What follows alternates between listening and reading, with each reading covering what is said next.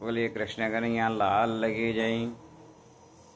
गुरु ब्रह्मा गुरु विष्णु गुरुदेवो महेश्वरम गुरु साक्षात् परो ब्रह्म तस्मै श्री गुरुवे नमः तस्मै श्री गुरुवे नमः।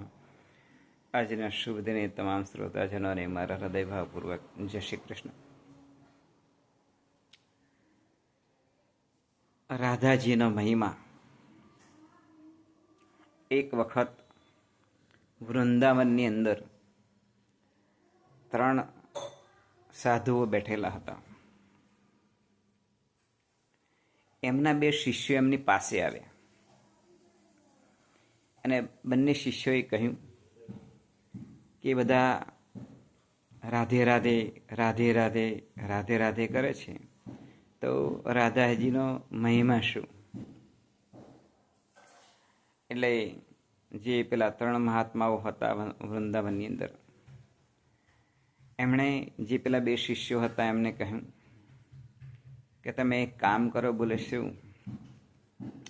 તમે બરસાના જાઓ તો તમને જે આ રાધાજી છે એમના મહિમાનો તમને ખ્યાલ આવશે, અને આ બધા જે રાધા રાધા રાધે રાધે એ કરે છે તો એ તમને સમજાશે કે બધા રાધે રાધે શા માટે કરે છે। તો એવા સમયે આ 2 શિષ્યો હતા, એ બંને શિષ્યો એ જાય છે બરસાના। એ બરસાના જતા જતા એ સાંજ પડી ગઈ, રાત્રિના 10 વાગ્યા, અને બરસાના જ્યાં રાધાજી રહેતા હતા તે એમના મહેલે આ બંને શિષ્યો પહોંચ્યા।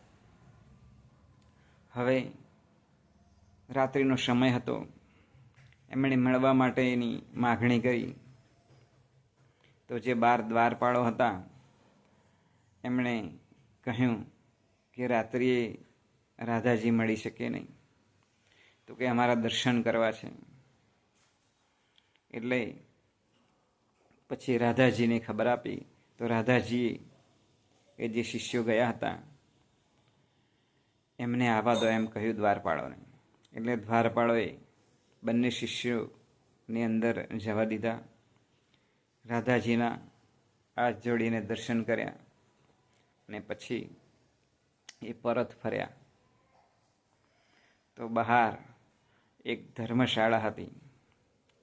હવે ત્યાં આ બંને જે શિષ્યો હતા એમણે રાતવાસો કર્યો, પરંતુ બંને એ વિચાર કરે કે અમારા માટે જમવાનો કોઈ પ્રબંધ કર્યો નહીં, અમને કોઈએ કહ્યું નહીં કે તમે જમી લો। હવે આ બંને રાત્રે સૂઈ જાય છે। તેવા સમયે આ બંનેનું સ્વપ્ન આવે છે।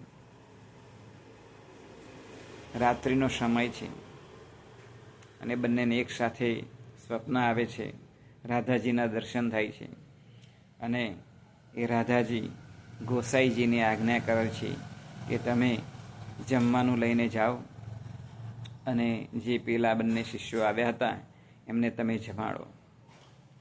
એટલે આમ એમને સ્વપ્ન આવે છે અને સપનાની સાથે જ એ ઝબકીને જાગી જતા હોય છે। તેવા સમયે રાધાજી જે ગોસાઈજીને મોકલ્યા હતા એ ગોસાઈજી એ ત્યાં જે ભોગ ધરાયો હતો રાધાજીને એ જ ભોગ લઈ અને પ્રસાદી લઈને ત્યાં ગયા। આ બંને જે શિષ્યો હતા એમણે પૂછ્યું તમે કોણ છો? ત્યારે આ ગોસાઈજીએ કહ્યું કે મને રાધાજી પ્રસાદી મોકલી છે, આપ જમો। એટલે પછી જે બંને શિષ્યો હતા એમણે એ જમી લીધું, અને પછી એ જમ્યા પછી અંદરથી ઓટકાર આવ્યો રાધે રાધે। એટલે એ રાધે રાધે ગોસાઈજીને બોલ્યા, એટલે ગોસાઈજી પણ રાધે રાધે બોલ્યા। ત્યાર પછી એ જે શિષ્યો હતા એ આખા બરસાનાની અંદર ફર્યા, બધું જોયું, ફરીથી રાત્રે વિશ્રામ કર્યો, આરામ કર્યો. તો ફરીથી રાત્રે રાધાજી એમને સપનામાં આવ્યા અને કહ્યું કે તમને પાન બીડું આપવાનું એ રહી ગયું હતું. એટલે જે ગોસાઈજી હતા એ રાત્રે પાન બીડું જ્યાં સૂતા હતા એમની બાજુમાં મૂકી અને પછી આવતા રહ્યા. સવારનો સમય થયો એટલે જે પેલા શિષ્યો હતા એ જાગ્યા અને જાગ્યા પછી જોયું તો એમની બાજુમાં પાન મૂકેલું હતું અને બંને એ શિષ્યોએ એકબીજાને પરસ્પર વાત કરી.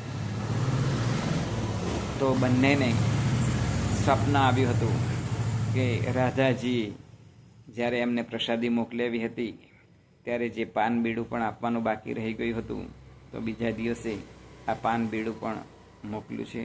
આમ બંનેનું સ્વપ્ન પણ આવ્યું હતું. ત્યારથી રાધાજીનો મહિમા અનેક ગણો વધી ગયો અને એ શિષ્યો એ પરત ફર્યા. જ્યારે વૃંદાવનની અંદર આવ્યા અને 3 મહાત્માઓને મળ્યા તો પ્રથમ હાથ જોડ્યા અને પછી એમણે વાત કરી શિષ્યોએ કે અમને રાધાજીનો મહિમા એ સમજાઈ ગયો છે. એટલે જ દરેક જગ્યાએ હરેક ભક્તો રાધે રાધે રાધે રાધે રાધે રાધે આમ બોલે છે.